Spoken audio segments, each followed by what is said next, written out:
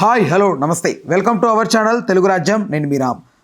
పుష్ప 2 దీనికి సంబంధించి benefit show వేసిన కారణంగానే ఒక మరణం సంభవించిందని అందరూ చెప్తున్న ప్రధాన ఆరోపణ. అయితే దీనికి సంబంధించి ఫర్దర్గా వచ్చే ఏ పాన్ ఇండియన్ సినిమా అయినా ఎనీ సినిమా దీనికి సంబంధించి ప్రీమియర్ షోస్ ఉండవు, బెనిఫిట్ షోస్ ఉండవని తెలంగాణ గవర్నమెంట్ ఖచ్చితంగా ఖరాఖండిగా చెప్పింది.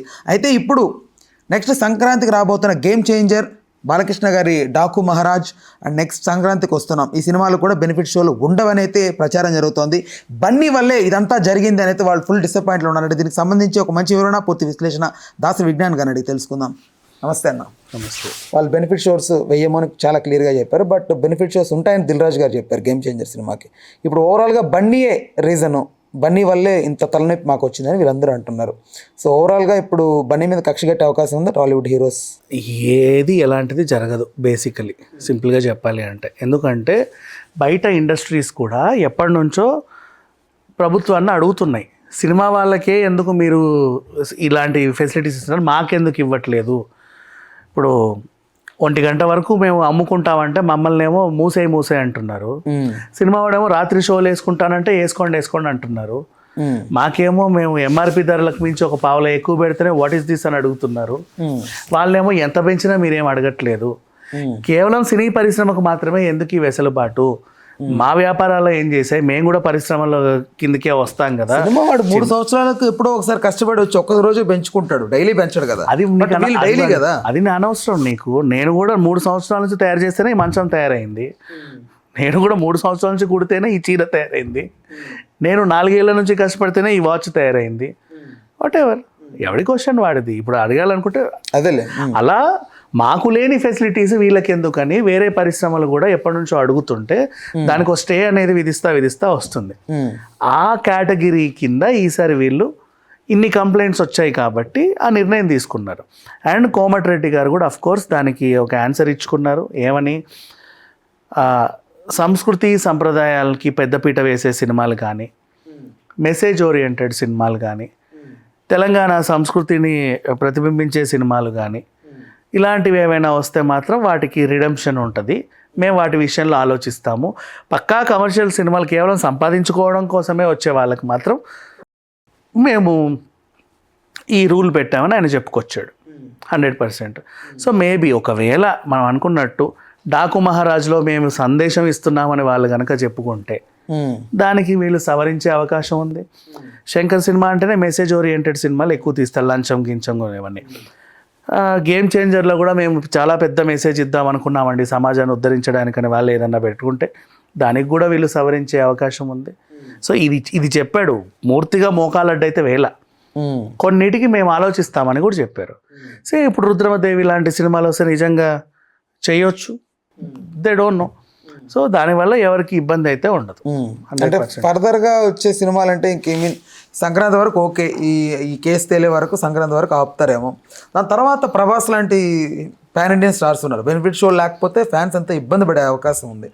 సో ఇప్పుడు ఇంకా ఫర్దర్గా పూర్తిగా ఇది భూస్థాపితం అయిపోయిందంటే మాత్రం దానికి రీజన్ బన్నీయేనా?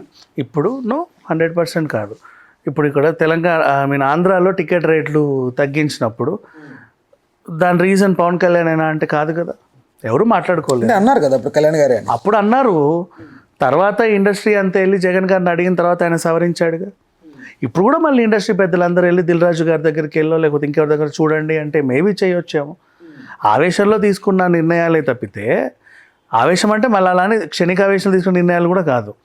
ఎప్పటి నుంచో పెండింగ్లో ఉన్న నిర్ణయం ఇది కూడా. మిగతా పరిశ్రమలు వచ్చి వాళ్ళు అడుగుతున్నారు, మీరు అర్ధరాత్రి 1 గంటకి సినిమా వాడు వ్యాపారం చేసుకుంటా అంటే చేసుకోమంటున్నారు.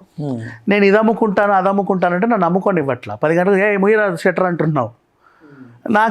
మాకో న్యాయం వాళ్ళకో న్యాయమా అని ప్రతి వ్యాపారస్తుడు అడుగుతున్నాడు. బట్ దానికి దీనికి పొంతం లేదు కదా. పొంతం లేదు. అది వేరే సెక్టర్, ఇది వేరే సెక్టర్. ఏ సెక్టర్ కిందకి వస్తుంది? ఏదైనా బిజినెస్ పరిశ్రమ. బట్ అర్ధరాత్రులు ఆ టైముల్లో అందరూ బయటికి రావడం. మరి సినిమాకి రావచ్చా? ఒక్కరోజే కదా. మరి ఏదైనా కూడా వాడు ఒకరోజే పెంచుకుంటా అంటాడు, ఎప్పుడో ఒకరోజు, ఏ పండగకో పబ్బకో. పొంతం లేదనేది ఏది ఉండదు, ప్రతిదానికి రీజన్ ఉంటుంది. అది వ్యాలిడ్ పాయింట్ యాక్చువల్గా చెప్పాలి అంటే.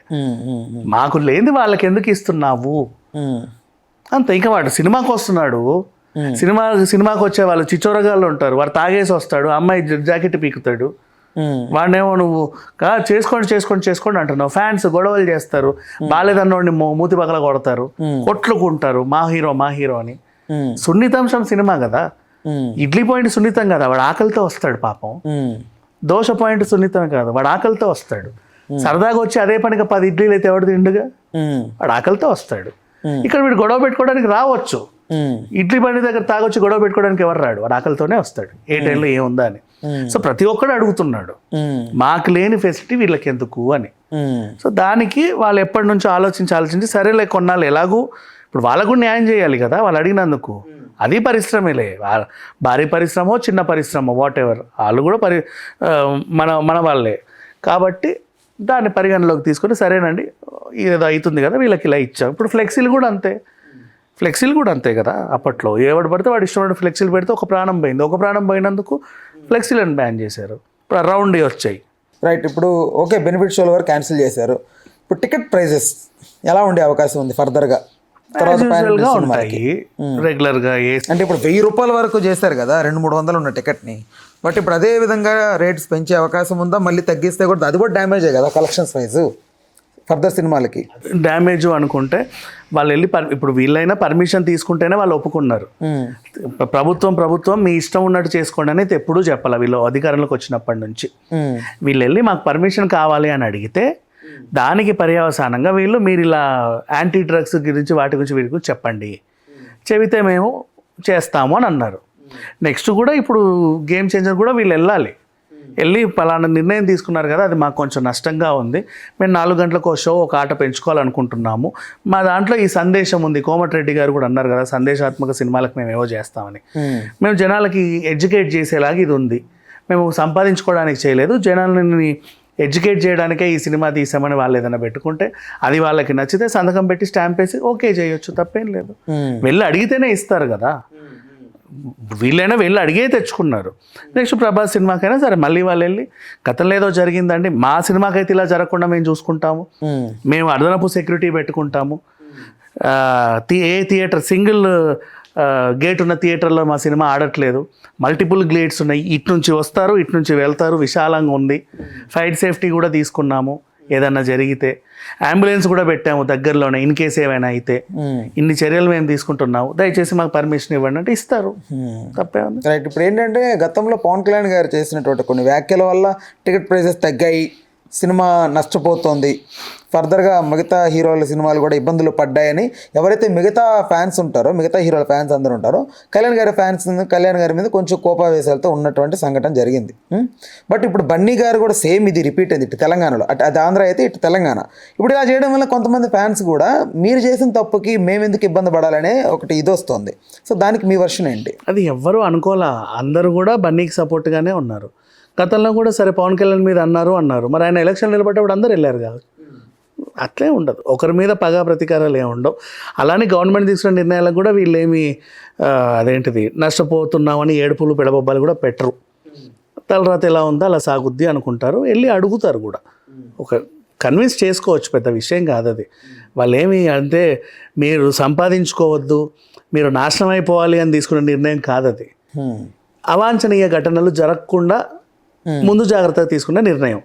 మేము అలాంటివి ఏం తీసుకోమండి, మేము రెస్పాన్స్. ఇప్పుడు అల్లు అర్జున్ కారణం అని చెప్తున్నారు కదా, ఇప్పుడు కూడా హీరో వచ్చి ఏదైనా జరిగితే నేనండి రెస్పాన్సిబిలిటీ, ఏం జరగకుండా నేను చూసుకుంటాను, ప్లీజ్ నాకు అప్లికేషన్ ఇవ్వండి అంటే ఇస్తారు, తప్పే ఉంది.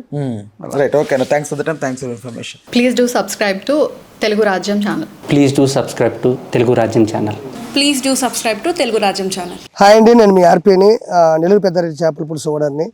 మీరు తెలుగు రాజ్యం అనే ఈ యూట్యూబ్ ఛానల్ సబ్స్క్రైబ్ చేసుకుని మంచి మంచి వీడియోలతో వస్తారు. Thank you so much. Hi people, I'm Sonakshi Verma and you please watch Telugu Rajyam and please subscribe to the channel.